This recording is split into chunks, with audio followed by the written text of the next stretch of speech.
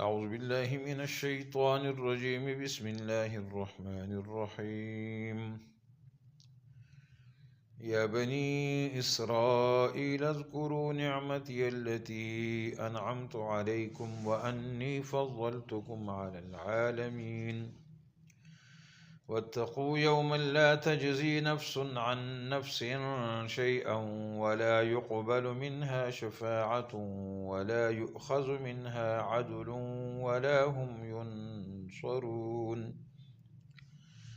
وإذ نجيناكم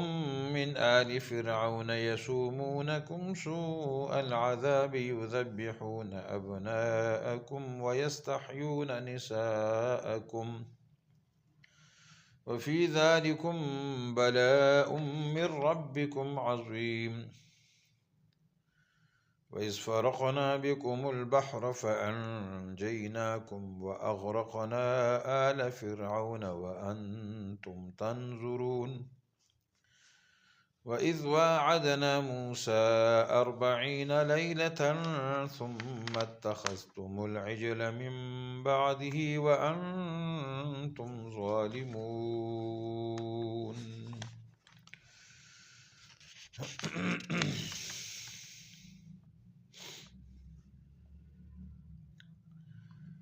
اس آیت میں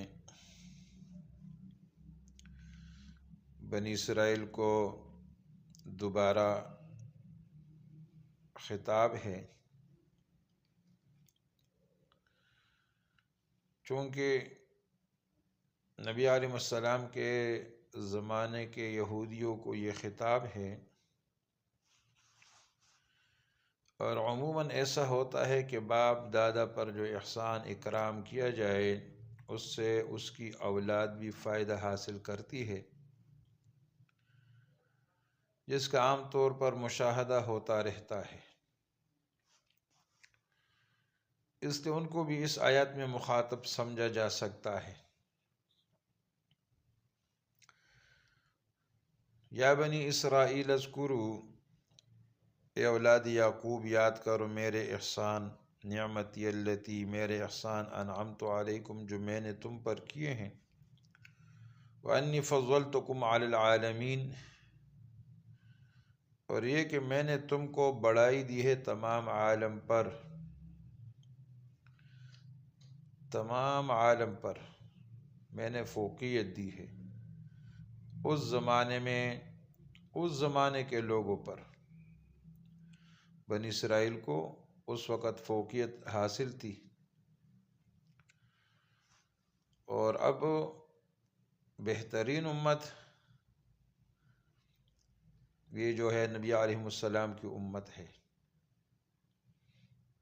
تو یہ کہ ان کو فوقیت حاصل تھی علی العالمین فی زمانہم، ان کے زمانے میں۔ واتقوا یوما، اور ڈرو تم ایسے دن سے، لا تجزی نفس عن نفس شیئا، جس میں نہ تو کوئی کسی شخص کی طرف سے کچھ مطالبہ ادا کر سکتا ہے، یعنی کوئی کسی کے کچھ بھی کام نہیں آئے گا، لا تجزی جزا نہیں دے گا نفس دوسرے کی طرف سے کچھ بھی، ولا يقبل منها شفاعہ، اور نہ قبول کی جائے گی اس کی طرف سے سفارش، ولا يؤخذ منها عدل، اور نہ لیا جائے گا اس کی طرف سے کچھ بدلہ معاوضہ، ولا هم ينصرون، اور نہ ان کو مدد پہنچے گی۔ تو اس آیت میں قیامت کے دن کا ذکر ہے۔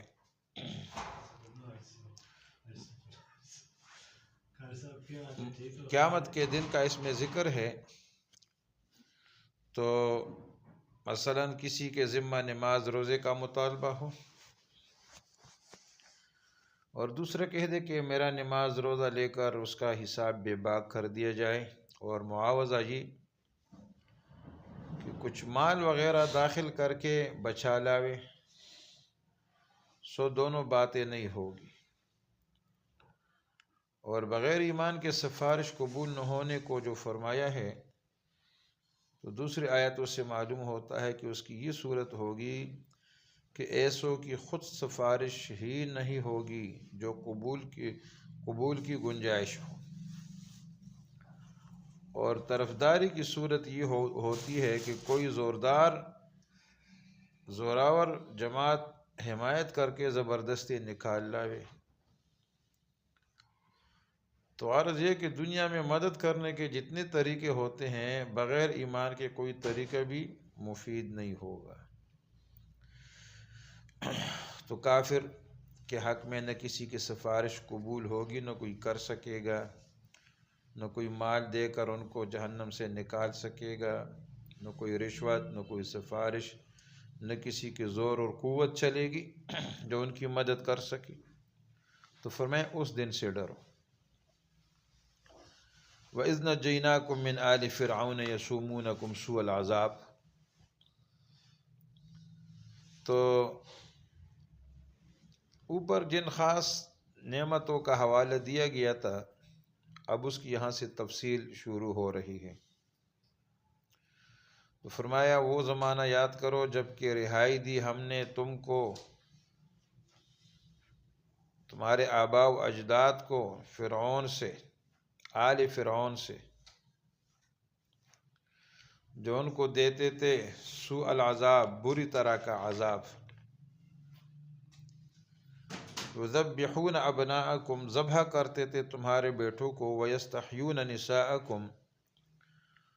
اور زندہ چھوڑتے تھے تمہاری عورتوں کو۔ وفی ذالکم بلاء من ربکم عظیم، اور اس میں تمہارے رب کی طرف سے ایک بڑی آزمائش تھی۔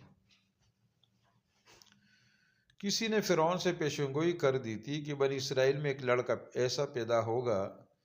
جس کے ہاتھوں تیری سلطنت جاتی رہے گی۔ اس لیے اس نے نوزائیدہ لڑکوں کو قتل کرنا شروع کر دیا، اور چونکہ لڑکیوں سے کوئی اندیشہ نہ تھا اس لیے ان سے کوئی تعرض نہیں کیا۔ دوسرے اس میں اس کا اپنا ایک مطلب بھی تھا کہ ان عورتوں سے ماما گیری اور خدمتگاری کا کام لیتا تھا، سو یہ عنایت بھی اپنے مطلب کے لیے تھی۔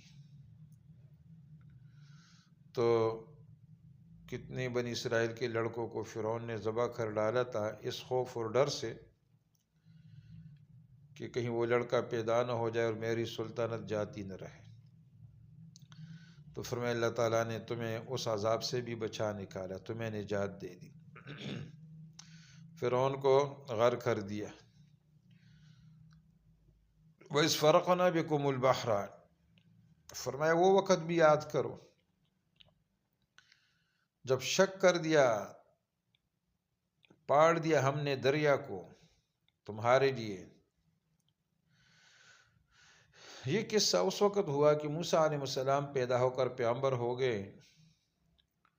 مدتوں فرعون کو سمجھاتے رہے۔ جب وہ کسی طرح نہ مانا تو حکم ہوا کہ بنی اسرائیل کو خفیہ لے کر یہاں سے چلے جاؤ۔ راستے میں دریا حائل ہوا، اور اسی وقت پیچھے سے فرعون بھی مع لشکر آ پہنچا۔ حق تعالیٰ کے حکم سے دریا شق ہو گیا اور بنی اسرائیل کو گزرنے کا راستہ مل گیا، یہ تو پار ہو گئے۔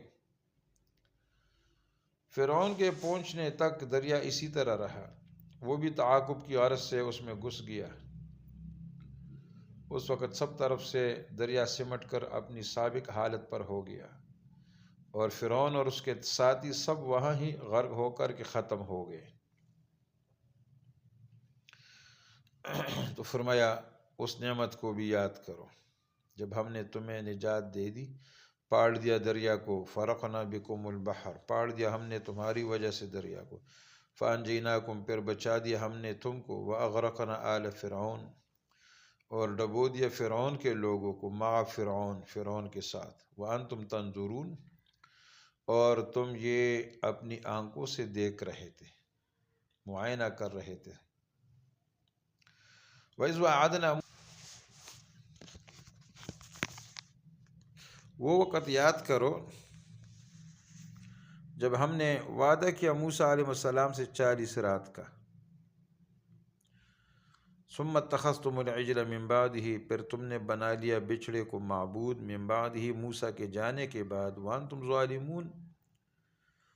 اور تم صریح ظالم تھے، ظلم ہی کر رہے تھے، کیسی بیجا بات کے قائل ہو گئے تھے۔ تو یہ قصہ بھی اس وقت ہوا جب فرعون کے غرق ہونے کے بعد بنی اسرائیل بقول بعض مصر میں واپس آ کر رہنے لگے، یا بقول بعض کسی اور مقام کی طرف چلے گئے، مصر میں واپس آ کر کے رہنے لگے یا کسی اور مقام پر۔ تو موسیٰ علیہ السلام سے بنی اسرائیل نے عرض کیا کہ اب ہم بالکل مطمئن ہو گئے ہیں، اگر کوئی شریعت ہمارے لیے مقرر ہو تو اس کو اپنا دستور عمل بنائیں۔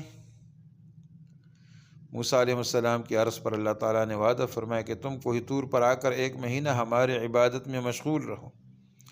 ایک کتاب تم کو دیں گے۔ آپ نے ایسا ہی کیا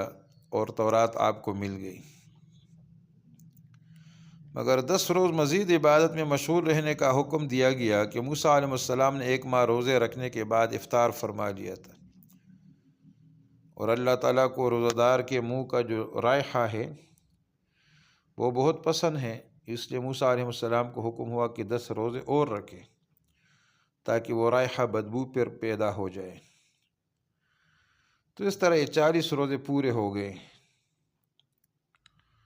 موسیٰ علیہ السلام تو یہاں رہے، اور وہاں ایک شخص سامری نامی تھا، اس نے چاندی یا سونے کا ایک بچھڑے کا قالب بنا کر اس کے اندر وہ مٹی جو اس نے جبریل امین علیہ السلام کے گھوڑے کے قدم کے نیچے سے اٹھا کر اپنے پاس محفوظ رکھی ہوئی تھی وہ ڈال دی۔